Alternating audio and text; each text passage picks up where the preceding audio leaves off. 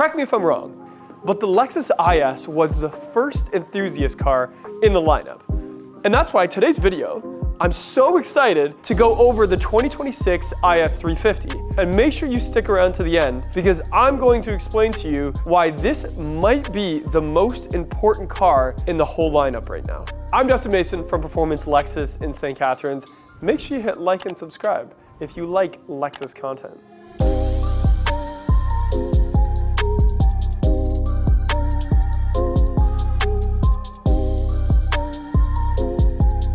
So for 2026, the IS saw a very needed redesign. And we saw some changes to the IS lineup. Lexus did get rid of the IS 500, that is true. Lexus also got rid of the IS 300 and left us with the happy medium, the IS 350. Now, a couple obvious things is this front end is very different and very much more modernized than the previous generation. We still retained that big F-Sport grille, and yes, I know if we didn't have to put front plate frames where I live, this car would look even better without that plate being on the front, but you do need it. You'll get a ticket if you don't have it, so we do need a plate on the front of this. We see a lot of the Lexus TX on this. This is definitely the new design language of Lexus, even down to the emblem. Having that emblem the way it is now instead of integrated into the grille. We have it on top, just like we saw on the TX. It's chrome, it sticks out, it's luxurious, and I love it. We also have a little bit of that front blade type at the top, just like the TX, and a little bit of a lip on the bottom. I do love that the IS always has active ducts here, like this is actually real, and those cool off the front brakes. We have some parking sensors. We still have our lovely washers that pop up right here. We have our daytime running light, which is, again, updated. It's not groundbreaking or earth-shattering. Super happy at one thing here. I'm super happy at a lot of things, let's be honest. But one thing is that Lexus kept the headlight up top. I'm seeing a lot of cars, ES included, move that headlight down to the bumper to get like a sleeker up here look. But then to me, I'm just like, oh, it looks like the eyes are down there instead of up top. It'd be like having eyes at the bottom of my cheek to make sure my eyebrows still work. So I do like that that is still there. Hood lines, here's something impressive. It almost reminds me of the IS 500 from last generation. So we have that swooping hood line kind of like right here, and then it also continues this little edge down there. Certain colors like this black, and yes, I know this paint's a little dirty right now. This caviar sort of hides it, but something like a silver would make it stick out. We have some new colors, by the way.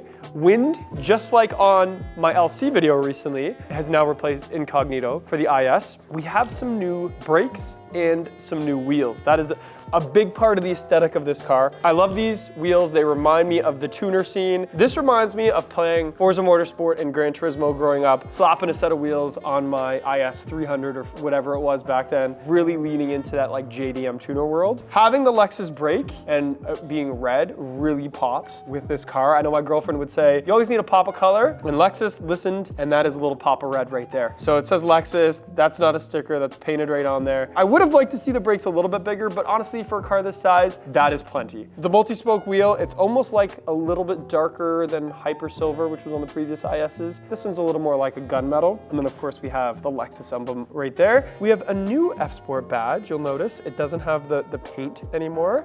It just has a little bit of dimension there, a little bit of, F. And by the way, in the viewers, let me know in the comments if you know what the F stands for in F-Sport. I'll pause, I'll wait, and it's actually for Fuji, which is like Mount Fuji and the track that is at the bottom of Mount Fuji. Let's talk about the side profile. So the side, we got rid of all the chrome. This is all now painted blacked out, which I really like. I think if these windows were tinted, it would be even nicer. The mirror retained pretty much the same, but again, no chrome. The door handle is the classic door handle that moves. It's not the new E-latch. So Lexus went with the classic and didn't really, reinvent the wheel on that one. And then down at the bottom, we have a little lip here. We got this little lip. It's all painted black. Again, this car is just looking so good in black, and it's not like the plasticky black. This is actual body color. I think it adds a really nice, I always say dimension too much, but it adds a really nice look to the side of the vehicle. And as we get to the rear, we start to see that roofline taper off. That's gonna be the same as last year. Same with, the little curvature, the curvy hips here. That's all the same as the previous generation. And why change it? Because everybody did love it anyway. Looking at the back, we have a newly updated spoiler. It kind of reminds me of the Batmobile, I don't know why. And then also, underneath it, we have Lexus spelled out. This is very much the modern version of our Lexus emblem here at the back. I really like it. I think, again, since there's so much black going on, The chrome really suits it. The only thing is I'm seeing this trend with other brands. So you might notice this next time you're driving around, you'll see a brand spelled out instead of a logo. There's probably some marketing gurus in the comments. Let me know why, because I don't know, it's just like a trend. I don't know why, I'm sure there's a reason. IS350 all-wheel drive at the back. We have exposed exhaust tips still. I love that because this is a car, and I'll tell you later in the video why, that isn't trying to be an EV. This is a fossil fuel burning car. So we have exposed exhaust tips. They're chrome or polished. They look really good. We have a diffuser back here. We have this gorgeous taillight that I'm gonna press in 3, 2, 1. Looks amazing. It's pretty much the same as last year. I would say it's a little sharper. There's a little bit sharper there. We have combination lamps on either side and a trunk that has plenty of space. You could definitely fit a golf bag or 2 or 3. We also have seats that fold down flat. A little bit of storage here. I say they fold down flat. They kind of fold down flat. We have a spare tire, a real spare tire back there. So this is giving me all the right vibes that the classic tuner IS should give. But let me tell you something, the real upgrade that I'm the most excited about for 2026 for this redesign comes from the interior. So let's go check it out. Okay, so getting into the new 2026 IS, the interior gets the biggest upgrade in the entire car. This is like Lexus really listening to its buyers. So starting with the door, as I mentioned, we don't have the new E-latch. However, we do have some new materials on the door, a little bit newer plastic that, by the way, even though on camera it might look just like regular plastic, it feels good. It doesn't feel cheap at all. The build quality is out of this world. Everything just seems to work well. We got some brushed aluminum bezel here on the window switch. And by the way, the window switch itself feels better. Like it feels luxurious. It's like they took something out of like the LS or LX and put it in the IS. And we really like to hear that.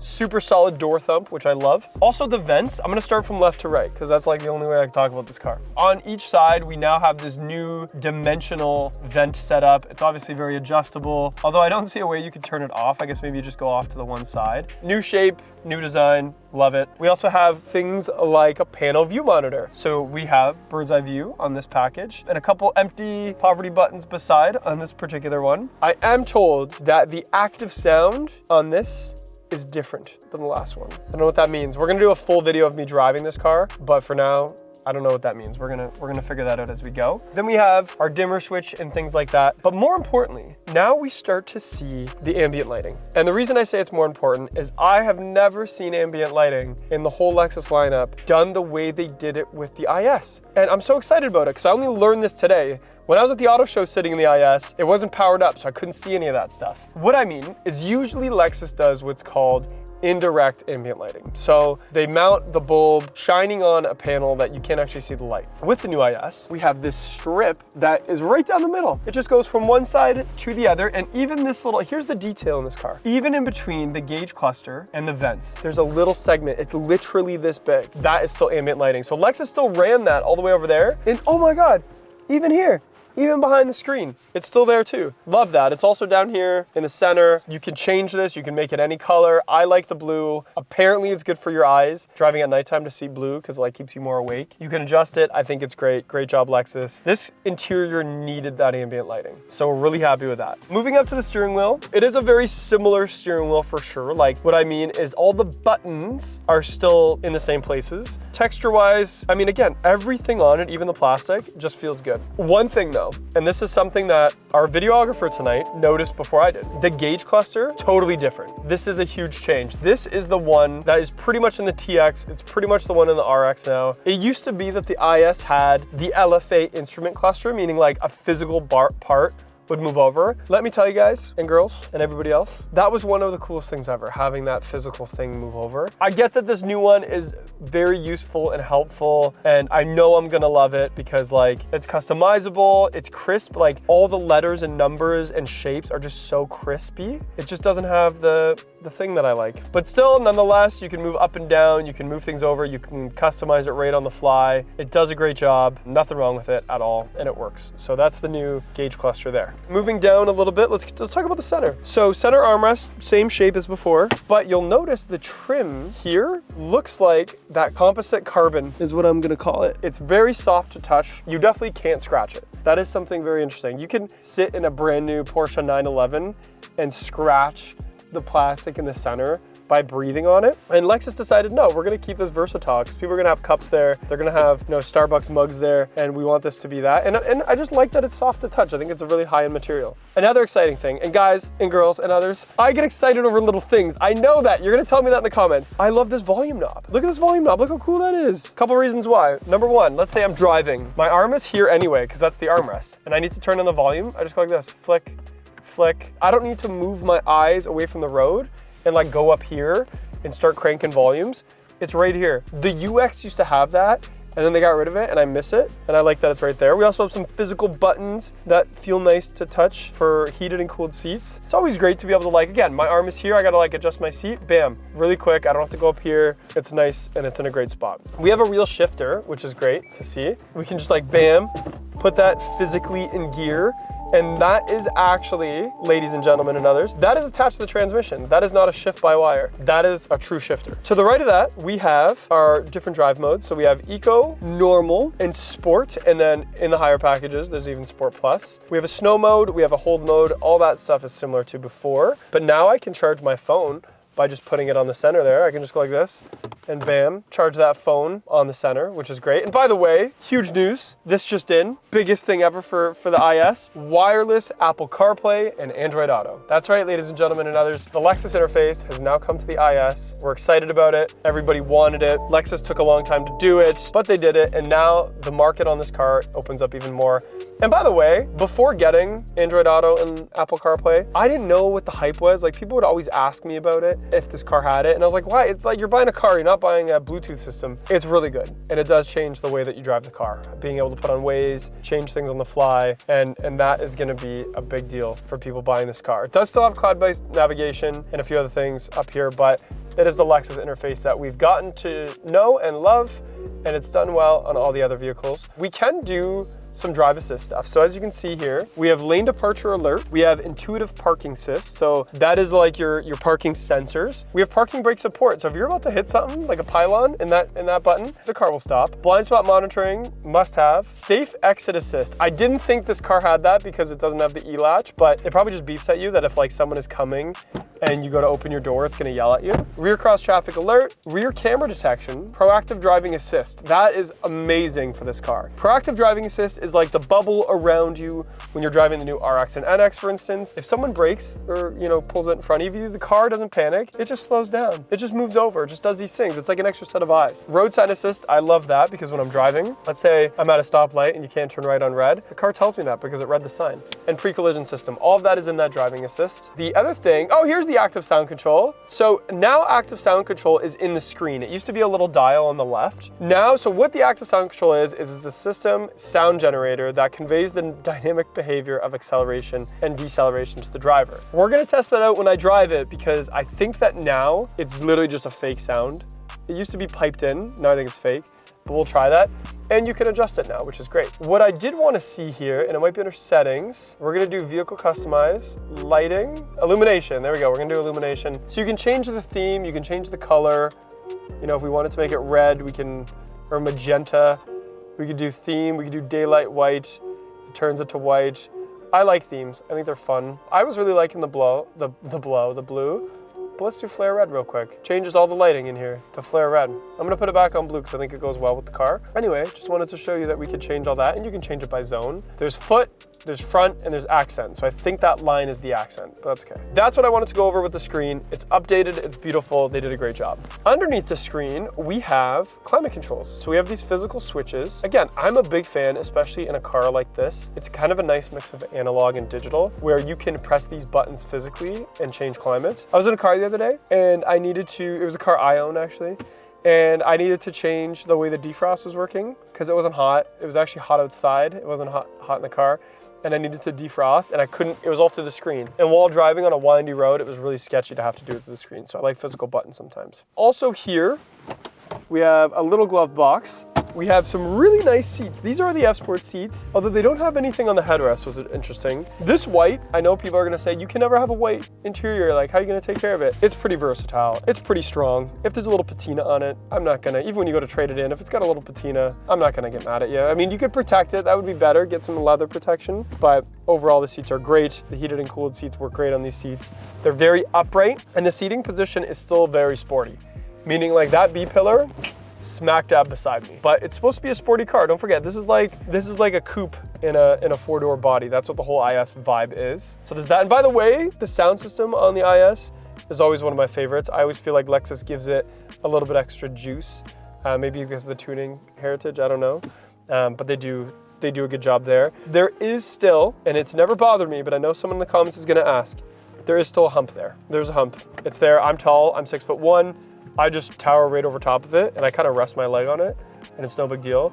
But some people get mad about it and I don't. This all-wheel drive platform, you need to put it somewhere. That's how you get the lower center of gravity, but still, you know, a low seating position. You have to have, can't have both. So anyway, let's check out the back seat. Okay, so sitting in the back of the IS, I'm not expecting a whole lot of amenities buying a car like this. My head kind of touches the roof. I mean, the way that the sleekness of the window, it's not like I have a great, you know, lookout. However, if you needed to throw some buddies back here because you ran into them somewhere and they needed a ride, it's totally fine. We did see some updates. We have some USB-Cs back here, which is the modern thing. We got some vents for the people. We have an armrest, but there's no storage in the armrest. There is cup holders that come out of it though. Overall, it'll do the trick, but don't buy this car to, you know, go on a 12-hour road trip with like 4 dudes that are all over 6'5", because it's just not gonna work out. Well, it'd be fun. It'd be a fun car to drive, but space-wise, it's not huge back here. Oh, also one more thing. The handle here is actually not leather. I found that to be interesting. It's rubber, and Lexus doesn't usually do that. It doesn't smell like rubber. Kind of smells like rubber, but there's a hook there for your suit jacket anyway. Okay, enough about the looks and the interior and all those things. Let's talk about something even more important, and that's what's under this hood. We have the classic 3.5 liter V6, over 300 horsepower, barely, but over, and it's the engine we've grown to know and love. And also, as equally as important, it's mated to a 6-speed transmission. Not an 8-speed, not a 10-speed, not a CVT, a 6-speed automatic transmission. It's sort of this why I say this is probably my favorite car in our lineup right now, and also one of the most important, because Lexus listened to the consumers and said, let's add some tech, let's add some materials, let's add wireless Apple CarPlay, Android Auto, all the safety features, those sorts of things, but let's keep everything else the same. Lexus had every reason in the world to slap that new 4-cylinder turbo engine in there, or a hybrid powertrain that's great on gas, or an 8-speed transmission, but they said no, let's keep it the IS 350 that we know and love. We'll make some changes to the outside. Let's modernize it a little bit, but let's keep it a blend of analog, digital, old school tuner vibe, as well as modern gentleman sports car, whatever you want to call it. And that is why I think it's so important to the lineup, because we see everything going hybrid. We see everything going CVT and economical and all this stuff. Lexus said no, let's keep that old V6. It's reliable, it's fun. It's got a good sound, it's, you know, proven itself. Let's keep that transmission. Let's keep this car's soul and build upon it. And I'm very happy because you will watch older videos of mine on ISs, and I swore it was the end. I thought for sure 2026 was gonna get here, there was gonna be no IS. And by the way, I don't know about your country, but in my country, everybody talks SUV. Every manufacturer is only making SUVs, it seems. Lexus is like, no. All-wheel drive, rear-wheel platform, sedan, coupe-like sedan. And I think that's why it makes it so cool. And if you come in and buy an IS, I will probably shake your hand and be like, cool decision. I love that. If I was shopping for a car, this would be high on my list right now. With that said, let me know in the comments below what you think of the new IS, the 2026 IS. Did you think Lexus did a good job with the refresh? And stay tuned because we're gonna do a driving video to really put this car to the test. But to get there, make sure you hit like and subscribe so you don't miss out. I'm Dustin Mason from Performance Lexus in St. Catharines. I'll see you in the next video.